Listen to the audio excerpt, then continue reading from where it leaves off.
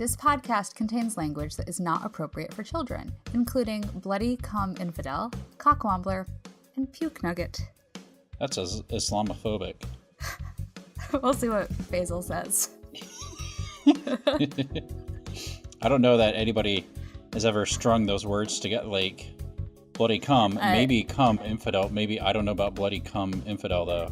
I don't know, but we've had that written in our archives notes for a really long time, and I thought it was time to break it out. We've been sitting on that one. We've been sitting on that one. Well, Jinx, hello. I guess. Well, hello, and thank you for listening to the Science Enthusiast podcast. My name is Dan, and as always, I'm joined by my friend Natalie. Yeah. Hey, everybody. That's me. I'm here. I'm here. I'm present for another week of this. Yeah. Thank you. Or I'm physically in my parents' basement. I'm in my parents' basement this time. Not even in my own basement. I'm in my parents' basement doing this. I mean, moving on up. Moving on up. Yeah. That's how the song goes, right? I'm at mom and dad's house for a few days with the kids and deluxe basement that's not how it goes. In Connecticut, yeah, that's where I am. in rural Connecticut. Anyway, why don't you tell us about our God of the Week? All right, so our God of the Week this week, we're going to Greek mythology again, and I chose Aphrodite, the Greek goddess of love. So Aphrodite is, everybody probably knows, she was just a total hottie, and so all the gods of Olympus, they wanted her. Zeus, however, didn't want all-out war to happen amongst all of his dudes, so he decided to marry Aphrodite off to this just crusty old dude named Hephaestus. I think he was a god. Actually, he was a former god of the week. He was the one who got thrown into the sea because he was an ugly baby. Anyways, yeah. Hephaestus and Aphrodite, they were, essentially married by Zeus. They were the beauty and beast of mythology. She probably had some other guys on the side, but Zeus assigned her to this old guy, so, she went and did her thing anyways. So supposedly also she had some magic girdle. Is a girdle like a corset or something? I don't know. But I have no firsthand knowledge, so. Yeah. So whoever wears it though becomes an object of love. So I guess that's a thing, anyone would want to get their hands on. Aphrodite later became Venus to the Romans. And fun fact, I guess Venus is the only planet named for a lady god. So that's Aphrodite, goddess of love. Hope everybody feels some love this week. It's super, super duper convincing. Thank you for that. Yeah, you're welcome. Oh, okay. So anyways, I guess we should say at this point, because we're going to have an interview next, we're not talking about cannibalism this week, as promised in last week's episode. So I lied to you guys, I guess. What? You don't know that. We could have. Well, yeah. But so I said last week that we were doing the cannibalism thing, but we're not. We're going to do cannibalism next week because we did an interview with Faisal that just seemed more timely to just get out this week, and then cannibalism next time. So.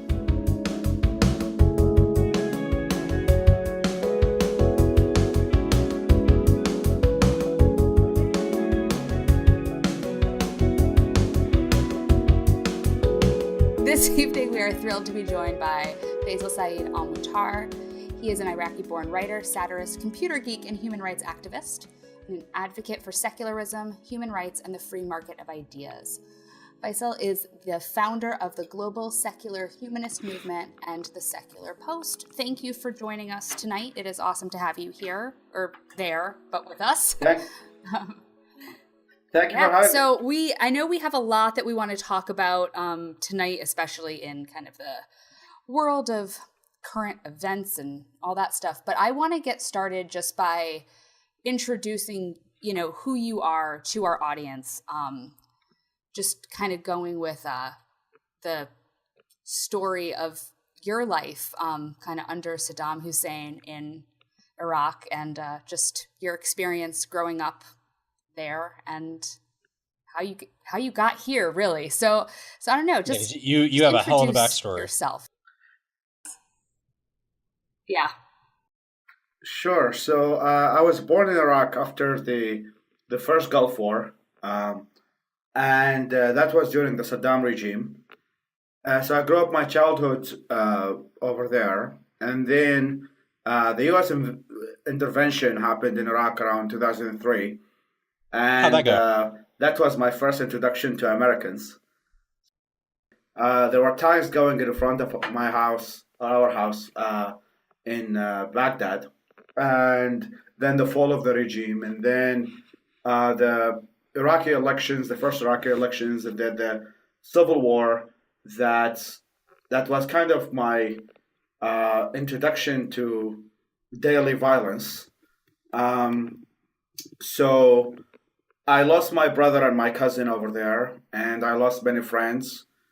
And after the Iraqi elections, I started becoming, or actually before, I mean, by the time of the Iraqi elections, I was very afraid that when the sectarian Shia party was going to win the elections, is going to start driving the Sunni minority away, and then it's going to lead to a civil war. And that's exactly what happened, unfortunately.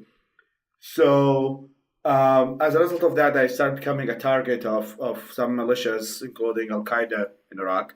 So I had to run away from Iraq or escape by end of 2009. I was supposed to go to UK, and then my visa was rejected. So I stayed in Lebanon for a while, and then I went to Malaysia and did my studies over there. And then I applied for the United Nations Committee for Refugees. So I came to the United States as a refugee in 2013. And since I came here, my biggest goal has been to kind of bridge the gap between kind of the West and the East. I mean, vaguely the West and the East, but also between those who believe in liberal secular values within the Middle East and those who want to support them over here. And the fact that I'm bilingual and multilingual, but bilingual in terms of English Arabic. But so I try to do that I've been doing that for the past now 3 years and a half. And here I am. And here you are. Something that as I was kind of thinking about this interview, and I was looking at some of the videos and quotes that are available online, from you, there was one quote that stuck out to me just from your experience, before you've moved here, about being an atheist in Iraq. It's like being the only sober person in a car filled with drunk people, and you're not allowed to drive.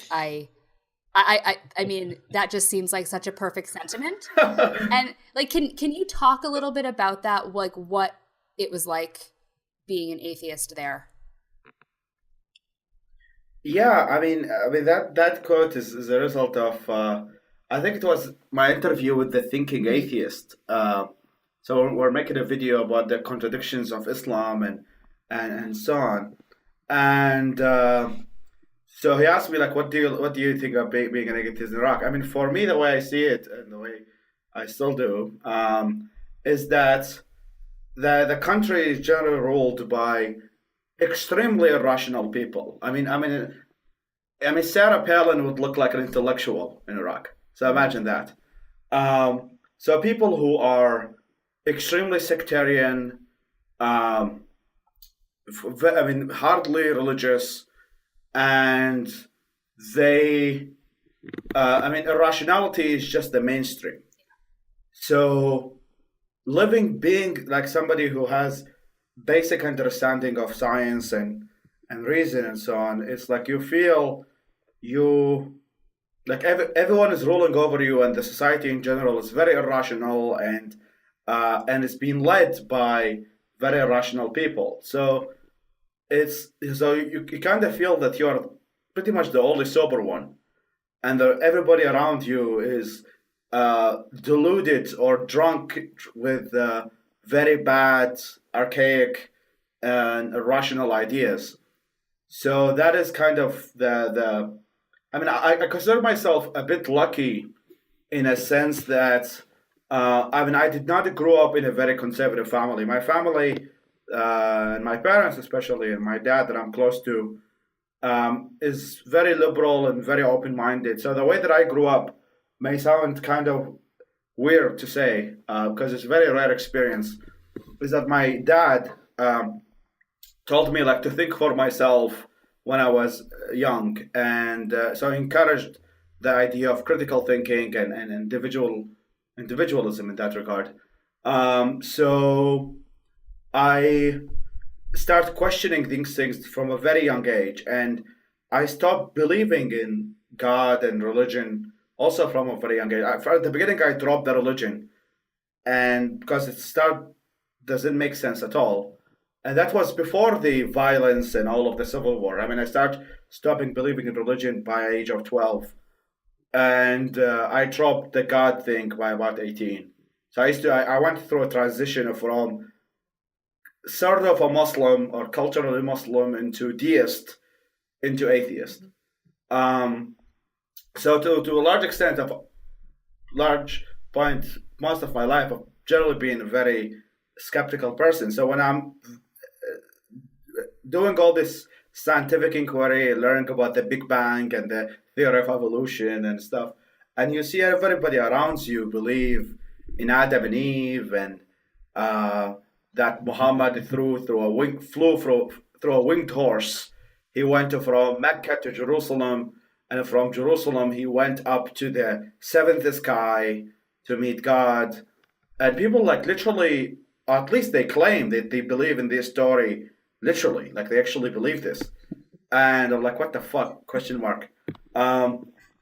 Is that, do actually people believe this stuff? And this has always actually been my question, and until today, is that I still don't understand with all this scientific knowledge that's available over there, and the fact that you can access them very easily in today's world, and people are still. I mean, obviously, it's not only Iraqi problem, but in Iraq, we're still in not the third world, maybe further than that. So, like, with all the access to knowledge right now, and like, how can people still believe in these superstitious, trivial ideas? And yeah, so like I mean, my first question, I mean, when I was in my deist transition, I was like, if God is like with all the universe that He created and all of that, does He really like wrote these books about God is watching you when you masturbate? Like He really cares? Yeah, I think He had some better stuff to do. Maybe. We don't want to judge people for their kinks. Don't kink shame. Yeah. But it's really amazing. Like He created all these planets, all this amazing universe, but He somehow cares like whether you're gonna have anal sex or missionary position. Like He's really concerned about He's this. watching what you do. And that's all like the time. seems to be his all the time, everything. Yeah, and it's like he's so concerned. Like he has no better things to do other than like watching you all the time. And especially he cares so much about sex, and he cares so much about what you do in your bedroom. And he lives like he never revealed any of the scientific discoveries, but he's very busy in like all the revelations were all about what you should do and how you should treat other people. And all that whole list of things to not do, like fucking a 9-year-old wasn't one of them. Yeah, or also like don't rape. I mean, one of the I think that's something common between the Bible and the Quran is that there is no mention of rape as a bad thing, and there's actually no mention of rape to begin with. I think in the Bible you can just say, "Hey, I'm sorry," and then the priest is like, "Okay." Yes, so there's all these verses, for example, like taking captives of war, like one of the famous verses that now ISIS uses and other jihadist groups use is that like there's a verse called "Oma Malakat Imanahu," like part of it is called Malakat Imanahu. It's like that's what your hand possesses. So he's talking about like capturing sex slaves during wars and invasions and conquering and stuff, and there is no mention whatsoever that like don't rape them. Like it's like it's okay, like you can do whatever you want. And there's hardly any concept of like consent and what we regard today as a very important thing. None of that is mentioned in the holy books. I mean, what most of what they care about is like women are literally treated um, as kind of like an object in which like you can buy and sell, uh, and it's really worrying that there are people until today believe in these kind of Well, ideas. yeah, and then the issue too is when some of these beliefs in these ridiculous ideas creep into just our daily life and society. Like people that believe these things and these ideas about whether it's women or whatever are making decisions based on belief. Like, and it's fucking Yeah, ridiculous. it is. I mean, the most thing that I have been kind of advocating for, and most importantly, like in Iraq and places that I grew up in, like Syria and Lebanon and others, is the combination of religion and guns. Is that like when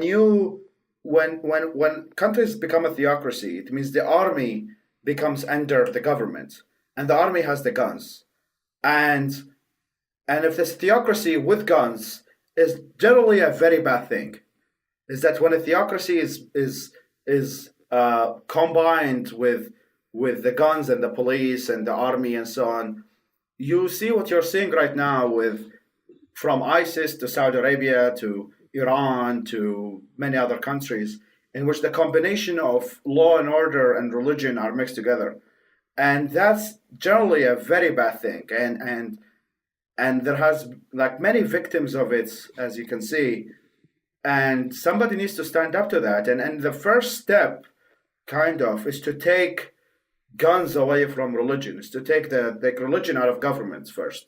I mean, if people want to believe in a talking snake or believe in a winged horse, um, that's fine, unless that they are doing it in their own house. But the difficulty is that many people cannot differentiate between, and that I think is to some extent an Islamic issue. I mean, there is a author that Sam Harris interviewed recently called Shadi Hamid, who's from Brookings Institute, which I think has been an advisor for President Obama on Islamic affairs and stuff.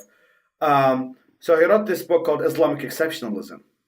And the idea behind it is that it's hard to differentiate between Islam as a political ideology and Islam as a theology just by itself, as a spiritual theology. So Islam kind of has exceptional, and I kind of agree with the point, and sometimes I'm always questioning, but it's kind of a mainstream idea that Islam itself has to be a political force. So like it's hard to separate. I mean, there's this subject of Islamism versus Islam. So, for example, one of my dear friends, Majid Nawaz, is trying to kind of build a wall between Islam as a religion or a set of ideas and Islamism, which is this use of Islam as a political force to enforce it on society. Good luck to him.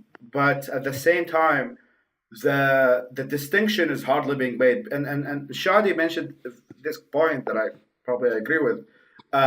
He said that Prophet Muhammad himself was not just a philosopher. He was not just a theologian. He was also a statesman. I mean, he built a state. He built a state in Medina, and he built, and that state eventually grew and conquered land from India to southern Spain. So it's hard to differentiate Muhammad just as a theologian and Muhammad as a politician or a political activist, or whatever you want to call him, political statesman in that regard.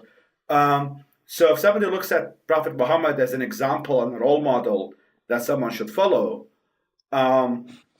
it's really hard to distinguish the Islamic aspect of Muhammad and the theological aspect of Muhammad. But there are many efforts within the Muslim community and within the Muslim world that try to separate about that, okay, like Muhammad was prophet, so he was the only one who can do this. Now we live in the 21st century and the verses don't apply. So the question is, how can we make these people make their argument more popular than the other? And so is that part of what your mission is to work for that? To a large extent, I mean, my mission, I mean, what I kind of identified right now is that I want to do my best to empower the voices of secularism and liberalism and the idea of religious pluralism and human rights within the Muslim world as a counter narrative to theocratic forces and extremist jihadist forces. So I think that I am one of these people who believe that change come from within, and me seeing the U.S. invasion of Iraq and seeing the use of force to build quote unquote democracy has not been a very successful one.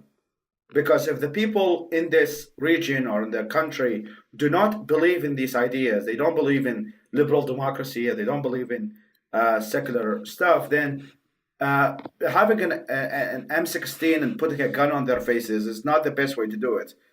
I think that if we support these voices of change and make them kind of the mainstream and make these ideas, I see it more of a battle of ideas. If we are able to empower these ideas and make them the dominant ones, that I can see that as a positive change. And to some extent, just like what happened with Christianity, even though there are some distinctions need to be made between the two religions, but the fact that in Western Europe or the Western world right now is the version of Christianity that exists today within the Western world is very different than the Christianity that existed during the Crusaders or the medieval ages. So I think right now the Muslim world is in this period. It's in the medieval ages, but with the 21st century weaponry. So how can we move Islam or the Muslim world from the medieval ages to the 21st century? And that's kind of the biggest question. Yeah, and because as you're... I was going to say, if you figure that out, collect your Nobel Prize. Yeah, because, I mean, I think that's the question with in any place that we want to change people's minds or sway people in one direction or another. And like, what do you find, or what do you think might be an effective way to do that? Yeah, I think that, I mean, as I said, like I think that what we're seeing right now with ISIS and Al Qaeda and the Muslim Brotherhood and all these forces, I always compare them to AIDS, not HIV. I see them as the symptom of the disease, not the disease itself. I see the disease as the ideology that is feeding these terrorist groups and that's feeding this extremist mentality that's led to these the rise of these terrorist groups. So what to do about it is to find a counter narrative that works with people, that people can resonate with. And I think the most effective one is the one that, first of all, spoken in the local language, something that people can relate to. I mean, that being said, I mean, the efforts, for example, like Richard Dawkins there was an article, I think, on Friendly Atheist and others, there were like 10 million downloads, I think either in only Saudi Arabia or all around the Muslim world. So there is still demand for Western, quote unquote, Western intellectuals. But at the same time, you also need Arab intellectuals and Pakistani intellectuals or many other countries in the Muslim world in which people in that region can relate to more than they can relate to somebody studying in Oxford. So, and these people exist. It's not that I come from Iraq. I did not grow up in Norway. Like I'm not Scandinavian. So like those of us who believe in these values actually exist. The question is, how can we make our ideas the most dominant ones? And I think that the power of media and the power of the internet right now and social media. There was this video I posted a few days ago about this woman who used to grow up in Saudi Arabia, and in very close society, she was wearing a burqa and very highly religious and so on. And she said that she was introduced to like ideas about the theory of evolution and the Big Bang through Twitter, like because Twitter is like one of the most used social media apps in Saudi Arabia in particular. So the fact that if we can continue pushing these ideas, putting these ideas of scientific inquiry, human rights, through using these channels that the people are using on a daily basis, I think we're able to change some minds. And within the Muslim world, I mean, my hypothesis is that as somebody who grew up in Iraq that went from a phase of dictatorship to a phase of Islamic theocracy within 20 years, is that people in the Muslim world generally, that can be said about the East as well, is that it's a very collectivist mentality. And by collectivist mentality, I mean you don't need to create a critical mass to change the society. Sometimes you only need to change the leadership, or you can change some individuals who have power over the leadership, and somehow the rest of the people will just follow. So just like, I mean, not the best example, but like to win the presidency of the United States, you don't need to win the popular vote. You can just win the electoral college. And that's what happened in the last elections, right? So you don't need to change 100% of the mentality in the Muslim world and make them accept secularism and liberalism to actually create a change. You can empower as much as you can, obviously, but you don't need to empower the majority. And if you get these people to be in positions of power, then change can happen very dramatically. And you can see, for example, pictures of Egypt 40 years ago and pictures of Egypt now, in which most women, not most, but like many women in Egypt 30 years ago used to wear less headscarves, less niqabs, all of these things. And just by a change of leadership, you see that women become more religious and so on. The same pictures you can see in Iran, for example, 50, 60 years ago or 40 years ago, in which you see like Tehran University looks like a University of Cambridge. And then because of the Iranian Revolution and change of leadership and so on, you'll see that the society starts getting regressing and becoming more and more religious. So sometimes you don't need to create all that critical mass. You just need to empower the most possible people you can and make them part of the leadership, that they can make decisions for the current society and future.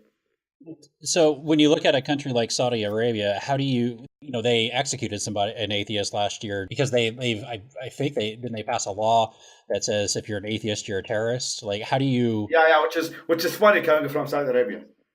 Right. Well, and we're of course the U.S. is BFFs with him. I mean, the definition of Saudi Arabia, just like a simple. I mean, I don't know if it's correction, but in Saudi Arabia, even the Muslim Brotherhood is considered to be a terrorist group. So their definition of a terrorist is a very different than you would think. Is that not an apples to apples comparison then? Like their usage of the term terrorist?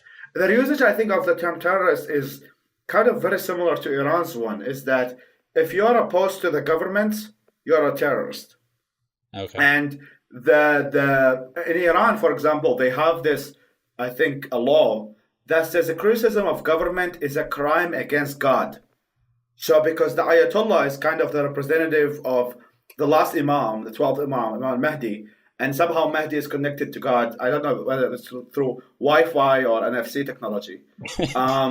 So crime against disagreeing or dissenting against the Ayatollah Khamenei is not only viewed as disagreement with the government, it's viewed as a crime against God, that you're anti-God by criticizing the government. And that would include Muslims criticizing the government. So if you criticize Ayatollah Khamenei, you're criticizing God, and that's a crime, that's a blasphemy. And I think that within Saudi Arabia, it's kind of the similar case, that if you dissent against the government, I mean, there is a title for the royal family or the king of Saudi Arabia, is that he is, quote unquote, the protector. In Arabic, we say Khadim al-Haramain al-Sharifain, which is like the protector of Mecca and Medina. So criticizing the king somehow makes you kind of against the protector or the God-chosen protector of the holy sites, and therefore you are a terrorist. There's a very vague definition that's like very specific to that country. Saudi Arabia is the most difficult country to deal with. So, I mean, as I said, like, you don't need to create a critical mass in all around the Muslim world. But if you ask me about what is the most difficult country to change or susceptible to change, I would say Saudi Arabia after ISIS. I mean, there's ISIS and there's Saudi Arabia. They're kind of the closest to each other. So it's, I mean, but that being said, the majority of Muslims don't live in Saudi Arabia. So that's where the hope is. And so kind of, I want to go back to kind of the idea about social media and about kind of the internet and all of that in, I guess, really shaping the way that we all think about things.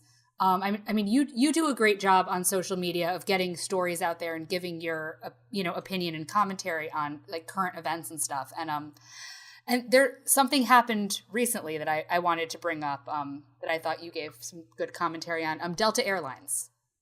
Can we talk about Delta Airlines, and can you kind of give a little bit about what happened? And I would like you to share your feelings about.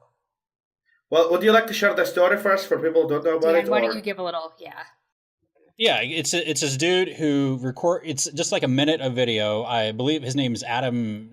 I'm going to pronounce the last name. Adam Saleh. Yeah. Saleh. Okay. Yeah, I was going to do it wrong, but he posted this video, and I guess he's got a few million followers on YouTube. He posted this video of him being escorted off a Delta flight. I think this was Monday or Tuesday of this week, and he's getting escorted off, and he just keeps saying, I said one word in Arabic, and now I was on the phone with my mom, and now I'm kicked off the plane. And then in the back, you see like 3 or 4, of course, white people saying, clapping and cheering or whatever, that he's being escorted off. And that's about where the video is. It's just a minute long, and you just get that, and it sounds absolutely awful. And when I think I saw it an hour or two after he posted it, it was like 17 million views or just something absolutely ridiculous. And of course, I mean, you see that, and I think this is kind of what we're getting at here. One of the biggest problems to that is you have just one side of the story and what happened. And I think especially a large company like that is going to be extremely sensitive to anything related to that, especially in this kind of social climate that we have now. Actually, I became familiar with the guy a few days before this incident happened. And there was this article on, I think, Mashable, that said that this guy was trying to, he did multiple quote unquote pranks about kind of he's in the airplane screaming in Arabic. There was this story that the Australians said it was fake, that he kind of went through the luggage and he traveled across, he went from destination X to destination Y, and he did it through the luggage and then through, I think, Tiger airline. And then the Australians say that is false, nothing like that happened. We have you on video not doing that. Yeah, so even though there was this video that he's being put into luggage and he went through the luggage place, but I think most of it was just fake. It's just they filmed it probably somewhere else. And so I became familiar with the guy 3 days ago. I don't really know him, but actually know people who know him because I live in New York and connected to many Arabs here in the neighborhood, so they know him. So anyway, so I was I saw this Mashable article. I'm like, oh, you know what? Fuck this dude. Just a ridiculous kid and doing some ridiculous stuff. Then this Delta Airlines thing happened.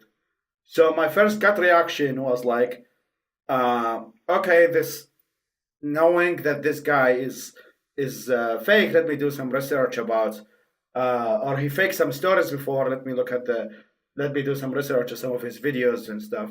And I saw there was a collection of videos, and even aside that, I saw some of his tweets. Some of my friends sent me about him saying that 9/11 is an inside job, and he said that Bush was the one who did it, and there was another one saying that the Boston bombers, the ones who did the Boston bombing, were innocent. Oh my God! Okay, so all that kind of conspiracy type of. It's all conspiracy theories that Muslims are under attack since 9/11 and all of these kinds of stuff. So the guy obviously, I wouldn't say has an agenda, but he has been indoctrinated with he's not, I always consider him an adult. I am not much older than him. So the guy has been indoctrinated with all this kind of conspiracies that everybody's out there is there to get you, and a lot of victimhood mentality and so on. So I think he saw this, and I've looked at, there was a person on Reddit who I had to verify the story because Reddit is not the best place for stories. So they uploaded their tickets pass. Their boarding pass, and they said that they were on the plane, the same plane that they're talking about, that they said that this guy was making so much noises and he was disturbing the passengers. And Delta Airlines, and I am a frequent flyer of Delta Airlines. I fly Delta all the time, pretty much all the time. And How much are they paying you Delta to say has about like 50 falafel sandwiches every month. And that's what you live on. So yeah, that's where you get the belly from. So Delta has a policy themselves, is that they want to make sure that everybody feels comfortable and relaxed in the plane and stuff. And they have done this, like, I think about 2 weeks ago, in which they banned a Trump, like there was a Trump supporter or something who was shouting about Trump and stuff. They banned this guy for life. Okay, they banned him from flying Delta at all, because that's one of their main policies, is that you should not disturb the passengers, and everybody is tired and everybody wants to have like a comfortable experience. You're really giving Delta the hard sell here, just by the way. Yeah. I hope they will give me a job. Because I said my recipe a few days ago. Just kidding. So that's the policy, and he misused. He was disturbing people, and he was probably trying to do another prank of like trying to scare people or shouting stuff that people felt uncomfortable, and rightly so. Like the I'm one of the people, and I do not deny it. Okay, if somebody in a plane is shouting Allahu Akbar, I will tell you for a fact I'm not gonna be just laughing, considering what I've been through, and like hearing the word Allahu Akbar and seeing suicide bombers blowing in front of my eyes. Let me tell you something. This word, for the lack of better words, triggers me. Yeah. Okay. So this guy was probably trying to do some of this shit, like trying to create disturbance, whatever that means. And some people were uncomfortable, and if you have a lot of people uncomfortable in the plane, they kick you out of the plane. In a statement, they said there was about 20 people that complained too, and so that was the other part, was if. So that's actually like what really disturbs me the most about. So this is kind of a trend. Just I think last month, or 4 weeks ago, is that there was a case of a woman in New York, in Grand Central, who said that there were Trump supporters who were trying to attack her, and they were shouting Trump, Trump, Trump, blah, blah, blah. And they took her hijab, and she felt uncomfortable, and all of these things. And fast forward to the real story. Actually, her dad had a curfew, so she couldn't get back home. So she was late, and according to the New York Post, said like she was drinking and has a Catholic boyfriend. Okay, and coming from a conservative family, she was actually trying to fake things up. So in that, I think when things went out of proportion, she didn't know that it would go that far. So anyway, she lied. She said that there were attacks against me, and that's why I was late to the house. And so she lied about the Islamophobia, quote unquote, case.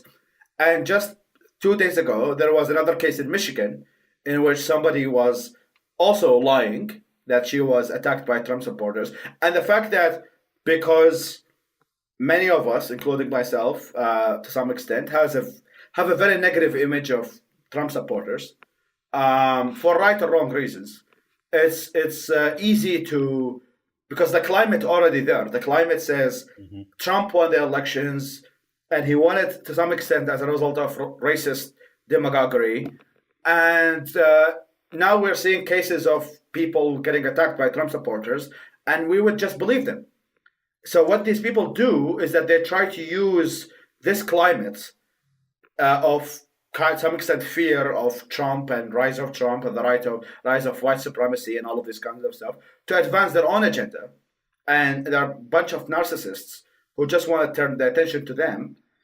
And so they are using this climate, and they're lying about it. And that's what actually hurts, because they're race baiting. There are actually, yes, and I can say that for a fact. There is such a thing as anti-Muslim bigotry and anti-Arab bigotry. I mean, I've been a victim of it myself. Like, there are so many cases, and if you look at my mail inbox, one day I can show you some of it, in which people call me all this type of racial slurs, and I mean, whether from the left or the right, so from Uncle Tom on the left and sad nigger on the right. And yes, there is such a thing. And obviously, that's obviously race. It's about my race. I mean, they're not talking about my ideas. They're attacking just my looks and stuff. So yes, there's such, and that's me, who's like non-religious, to some extent, very well integrated into American society, and I've been a victim of racism, and so many others have. So what these people do, I mean, when people see people like this constantly lie about racism that does not exist, and then eventually the story comes out that it was a lie, what it really hurts are the real cases of bigotry. Because if you see 100 stories a year in which all of them are fake, and then less people will start believing the real cases.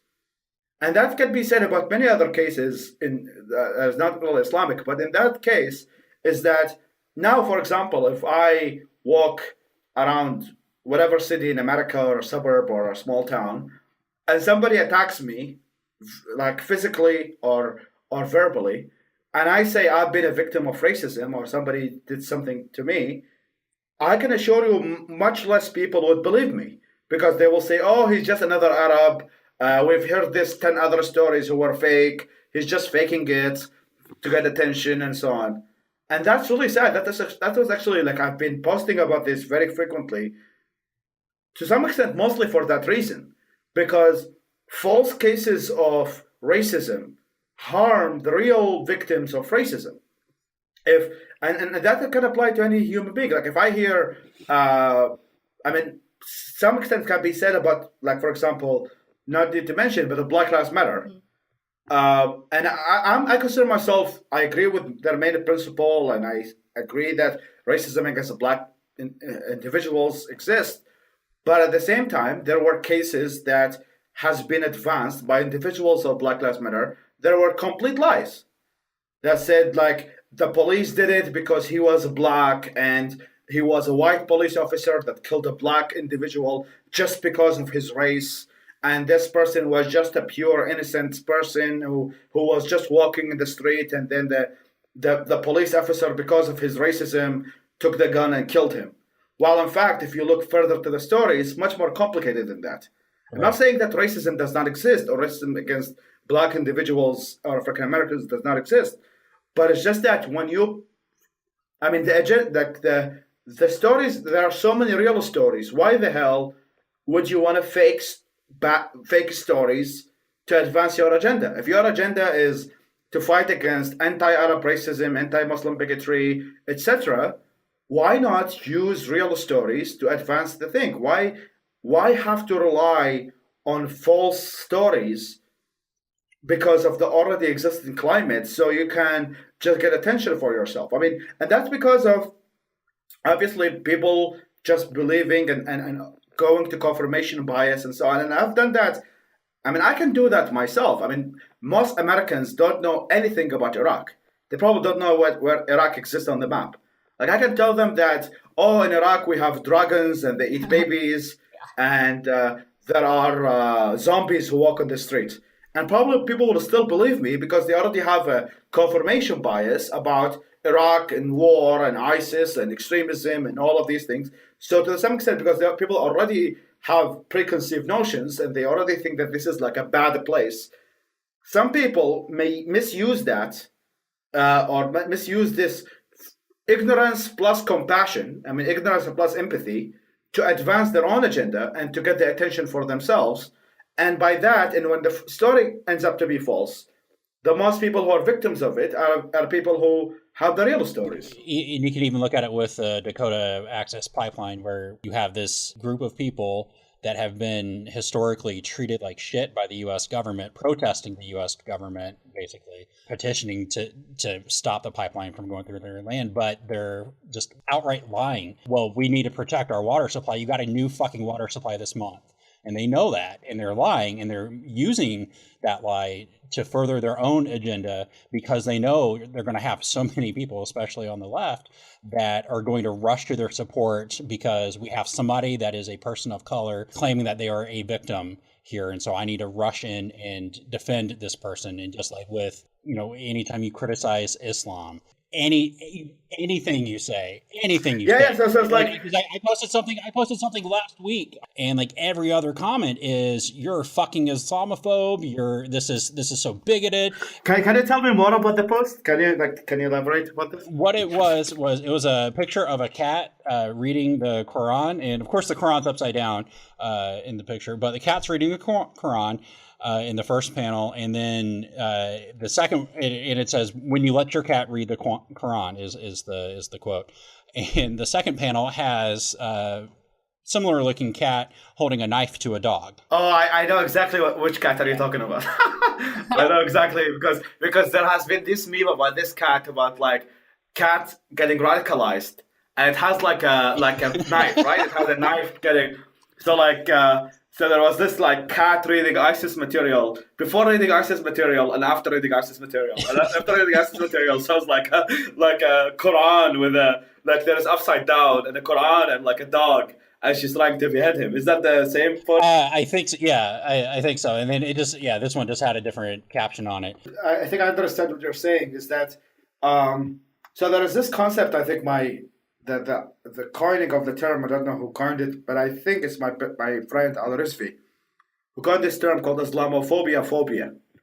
So there is this concept that there are people who are, I would say, afraid or don't want it perceived as like their uncles who watch Fox News. So there is this fear within the liberal and mostly like left-leaning people who have either like come from the South or grow up in a very religious or kind of xenophobic environment, who will be the first, like, so they have this like rejection of all their heritage, all their kind of background. So what they do is that, because this like, I would say like anti-Islamic, anti-Muslim content and judgment has been pretty much occupied for a significant amount by either the right wing or the far right. And considering that Bush administration waged 2 wars in quote-unquote Muslim countries, so what they see is that I want to make sure that whatever Dick Cheney or George W. Bush or whoever, like the right wing or far right folks.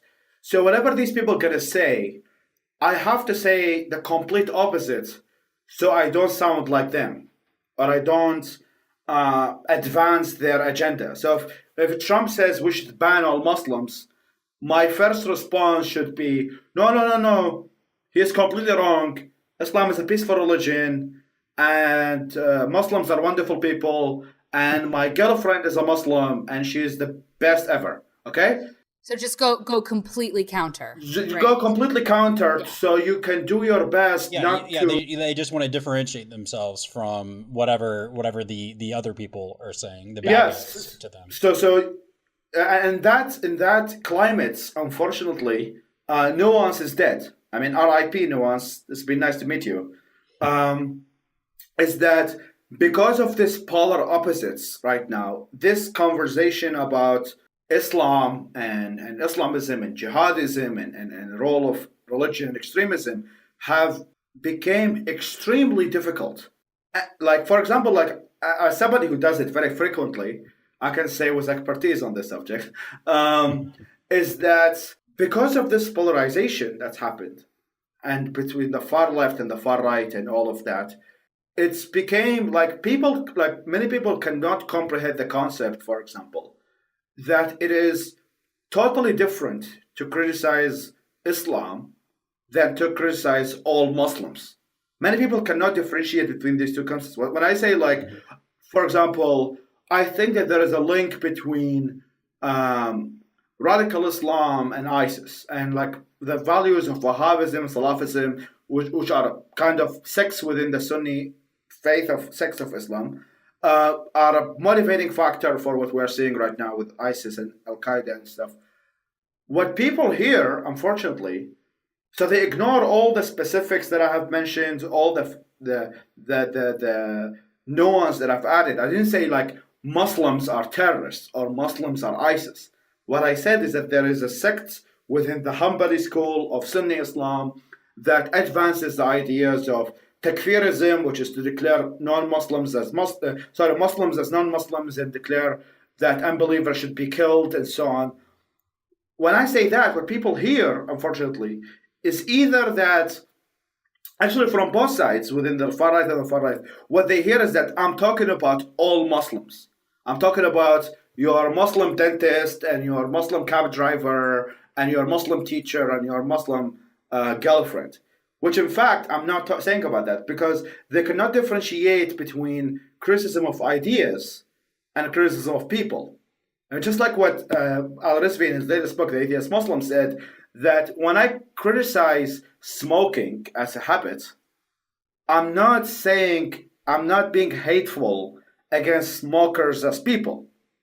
You're criticizing an idea or a habit or an ideology is different than hating the people who adhere to it. And we apply this almost in our daily lives about all the other things. Like somebody can say that I disagree fundamentally with the Republican Party, but then you go to a football game and the person sitting next to you is a Republican, and you tell them, "Oh, do you like the Dallas Cowboys?" And they say yes, you become friends. That's for my case. But the thing is, like, we can apply that almost onto everyday basis. Like, we interact with people from different ideologies: Christian, Muslim, Buddhist, Hindu, communist, atheist, Republican, all of these stuff, Democrat, all these stuff.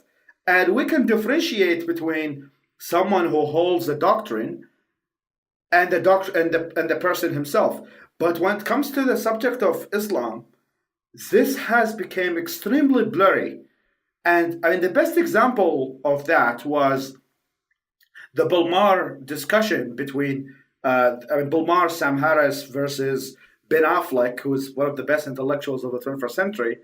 And I think it was Nicholas Kristof, and I think there was the head of the RNC there.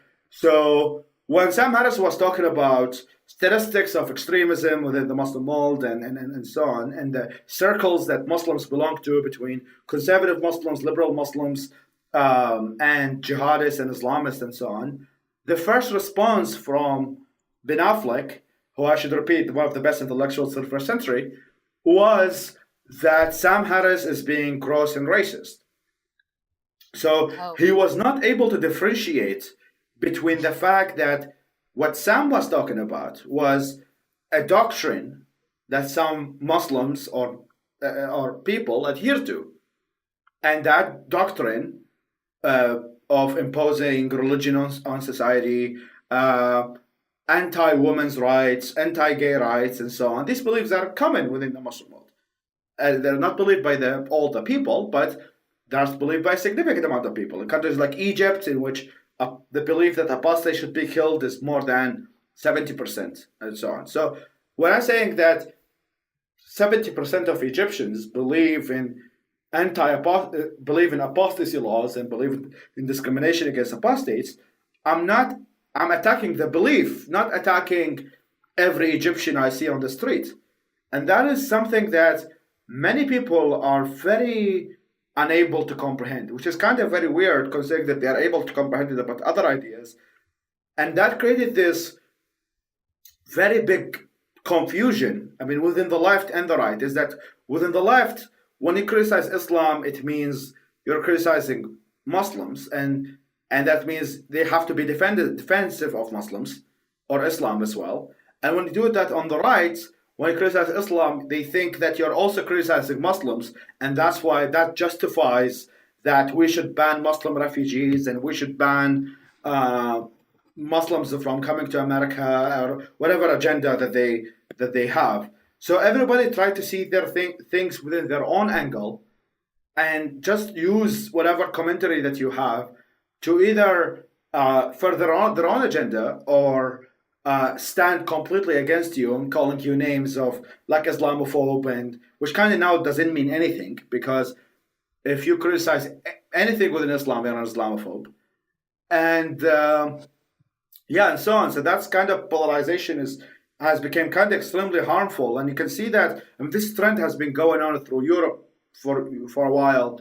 And you can look at the Australian elections, and now what's happening with the France and Germany, is that what you have is either people who say there is no problem with Islam on the far left, and people who say we should ban all Muslims on the right. I mean, the last elections in Austria, there was a party which is the reincarnation of the Nazi party, which was running for elections, called the Freedom Party, with now, eventually, like just a few days ago, made a deal with Vladimir Putin and the far right within Russia. And then the other party is quote unquote the Green Party, which is kind of far less crazy than Jill Stein, but that doesn't say much. And see, so like you have all these polarizing conditions in which nuance is dead. And I mean, with Germany recently now with the Berlin attacks, many people are talking about the fact that the far right in Germany may rise again. And I think the last time we have seen the far right rising in Germany was not really a good thing. So I hope something like that would not happen again. And the only way to do it is just to be honest and nuanced about this complex subject in order not to further xenophobia and also at the same time not to further jihadist extremism. And I think there is something in between. There is a balanced position that someone can follow without being pigeonholed into the one side or the other. And so really what you're doing a great job of just trying to communicate all of this to people, right? With social media and your various projects and everything that you're working on, just to get all of these messages out there. Well, I'm trying. Yeah. And actually, you have kind of an exciting announcement, right? That just came up today. Yes, definitely. Something you're working on. So can you share that with us? Sure. Thank you for reminding me of this. I kind of forgot. Yeah. So just a few hours ago, I was meeting with an editor of mine to write a proposal to publish a book. The title that we suggested is War After War, a Middle Eastern solution to Middle Eastern, a Middle Eastern answers to Middle Eastern problems. And I'm trying to do it through the book is to try to interview and talk about also my story and my solutions, and interview many people within the Muslim world who adhere to the ideas of liberalism and secularism that and human rights and so on that most people in the West are not even familiar with. So I'm trying to highlight the voices of positive change that can actually change things 100% of what we are seeing right now with all the rise of extremism and so on. And so the book is partially going to be about me as a memoir and how did I reach to these conclusions and why do I believe what I believe, why do I think these are the solutions. And I'm going to interview a large amount of people that most of their content is available only in Arabic or others, and try to highlight them and actually make it show that there is hope in the region. And these are the type of people that we should stand with in solidarity, whether through just emotional support, moral support, or financial support. So this is what it's kind of like a book and a project at the same time, because I'm doing that already with my Facebook page and my Patreon. I'm trying to do with my podcast is to also trying to do the same. So I'm trying to make these people known to their fellow Arabs and their fellow Pakistanis on one side, and also be known to the world, the Western world and others, and try to create a movement of solidarity with them, and hopefully we can make them win. Well, that sounds awesome. I mean, I know we're excited to see this happen and like have you back to talk about it when it's done and everything. But I would love to. In the meantime, then, like while you're working on all this stuff, where can people find you on the internet if they want to? Well, I try to hide myself from the internet. The easiest way to follow me is they go to my Facebook page, the verified. So you can see multiple profiles of me and stuff, but I recommend they go to the verified one, which is facebook.com/FAISALS ALMUTAR, and they can constantly follow what I'm being up to, and they can go to my website, which is faisalmutar.com, and my Twitter and so on, in which they can be, because I work in multiple projects and I do so many things, so I don't have one specific project, but the most important one that I'm hopefully going to get by February is that I'm starting an organization called Ideas Beyond Borders. And the concept of Ideas Beyond Borders is to advance the causes that we all care about of free speech, human rights, and the voices of pluralism around in the Muslim world. And hopefully we can expand to the Western world. So I'm going to make an announcement about it maybe in the next episode. And I can talk about the organization, the structure, and when we're going to get started. But as far as I know is that the lawyers are going to start working on it by January, and then we get the papers by February. Awesome. Well, thank you for joining us tonight, and we know you'll be back to talk to us again. So this will just be to be continued next time. So thank you so much. We still have a lot of work to do before we can make podcasting great again. Let's make podcasts great again. Thank you.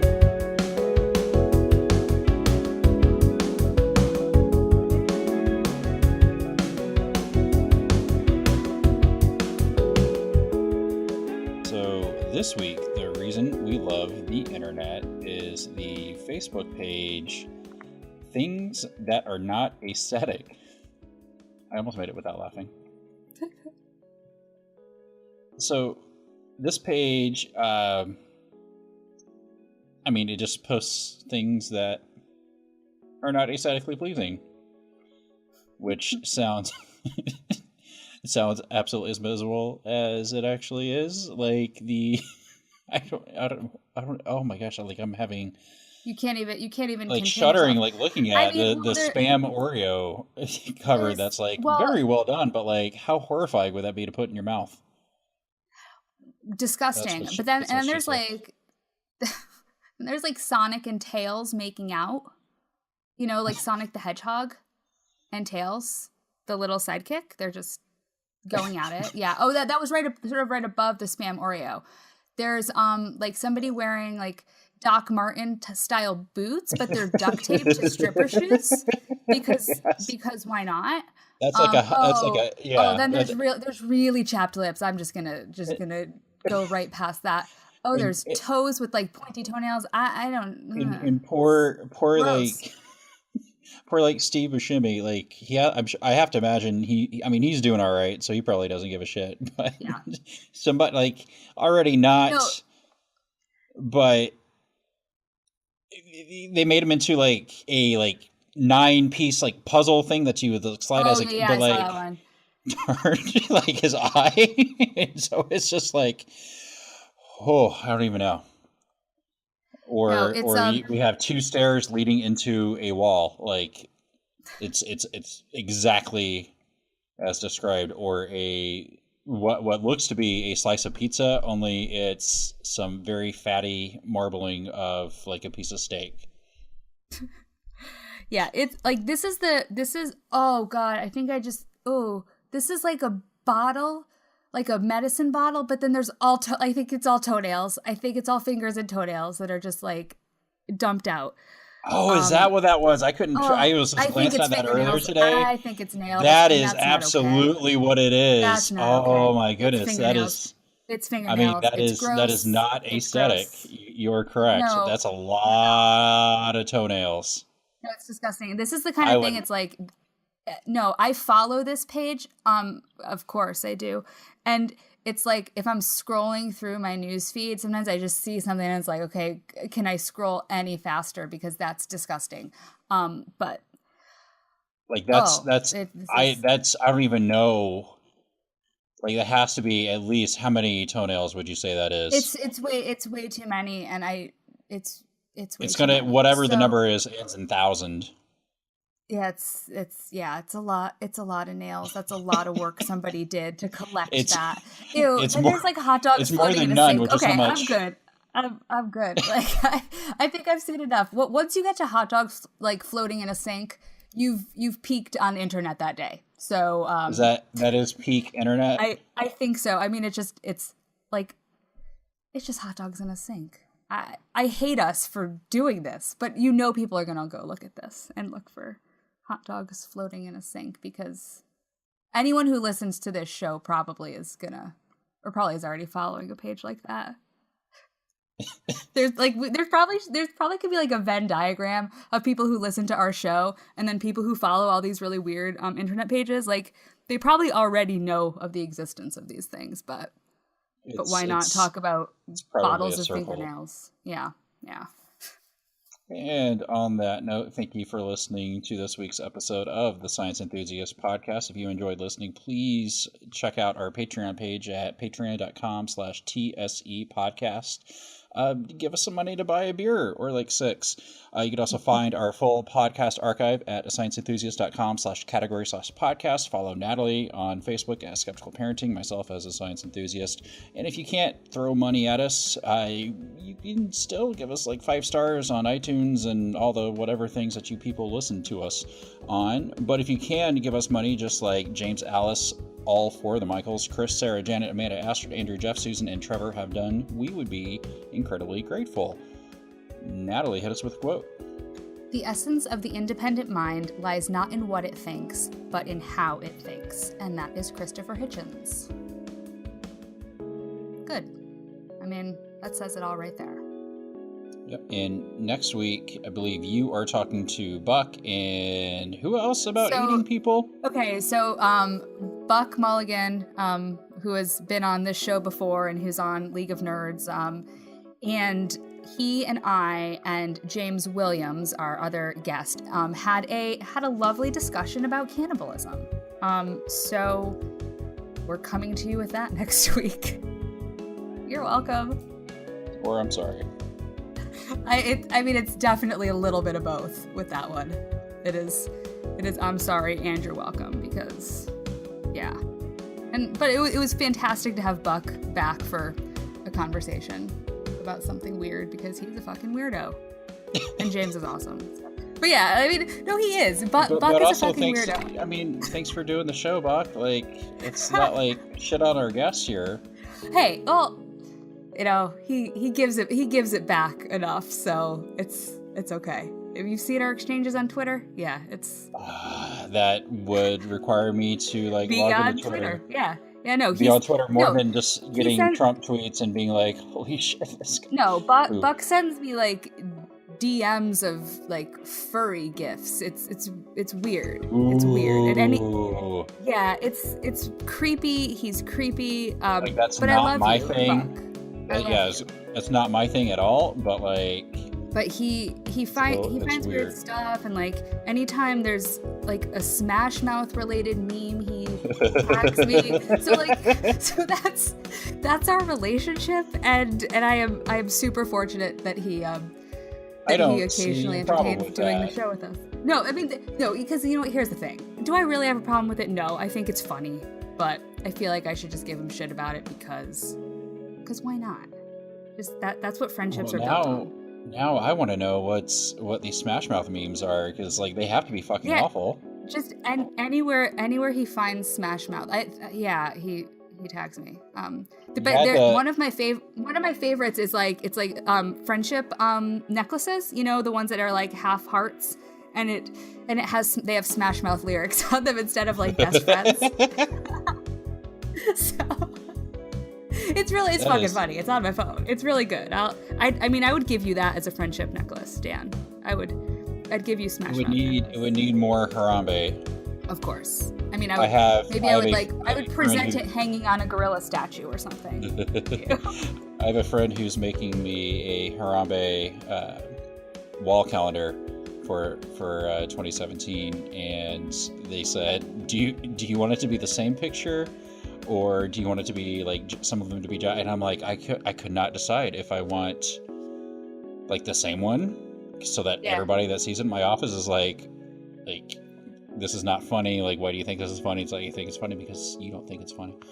But I don't know. So I'm going to be surprised whenever that shows up. So I can't wait for that. That's my life. That's what I have to look forward to here. So that's your life, and well. That sounds good, and Yeah, I'm sure I have something like that to look forward to. Some kind of. Do I have a calendar coming my way? Fucking hell. Yeah. Hope everybody had a good Christmas. Oh yeah, that's right. This is yeah. Oh man. Happy whatever New Year. Happy something. Fucking 2016. It's almost over. I don't know. Jesus. Holy fucking Christ. Jesus fucking Christ. Yeah. Oh, we're sharing a brain tonight on this one. The music you heard tonight was written and performed by Adam Johnson and was used with his permission. You can contact Adam at AdamJohnsonDC@gmail.com. This podcast is property of Not Narrow or Straight LLC, all rights reserved.